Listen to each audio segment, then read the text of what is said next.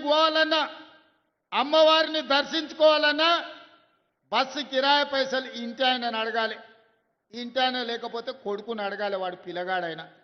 ఇక వాడు ఇప్పుడు కాదు పో, మళ్ళా చూద్దాం దసరా పండుగ పోతారా అంటే వాడు సంక్రాంతి పండుగ పోదులే, ఇప్పుడు అమ్మగారి ఇంటికాడ ఏం దాచిపెట్టినావు బుర్కలాంటి ఉన్నదా అని అంటే మనసులో బాధ అయినా దుఃఖం దిగమింగుకొని మా అక్కలు మళ్ళా పండుగ వచ్చినప్పుడు చూద్దాం కానీ అమ్మగారి ఇంటికి అమ్మని చూడని కానీ అనుకునేది. అవునా అక్క? ఇవాళ మరి మీ తమ్ముడు మీ బిడ్డ రేవంత్ రెడ్డి ఆయనకి ఎవరన్నా బస్సులో ₹1 అడిగిరా అక్క? ఏడ చెయ్యి చూపిస్తే ఆడ బస్సు ఆపుతురా, ఏడ కావాలంటే ఆడ దించొస్తురా? ఇవాళ ఈ స్వతంత్రం స్వేచ్ఛ ఆర్టీసీ రాష్ట్రం మొత్తం ఆడబిడ్డలు ఉచితంగా ప్రయాణం చేస్తురంటే మీ బిడ్డ మీ తమ్ముడో మీ అన్ననో ఈ తెలంగాణ రాష్ట్రానికి ముఖ్యమంత్రి ఉన్నాకే కదా. పడనోడు కారు గుర్తున్నోడు కారులో తిరిగేటోడు ఆడబిడ్డలు బస్సులో ఉచితంగా ఎట్లు ఇస్తారని ఆటో వాళ్ళని తయారు చేసి మీ వీధికి పంచాయతీకి తోలిను.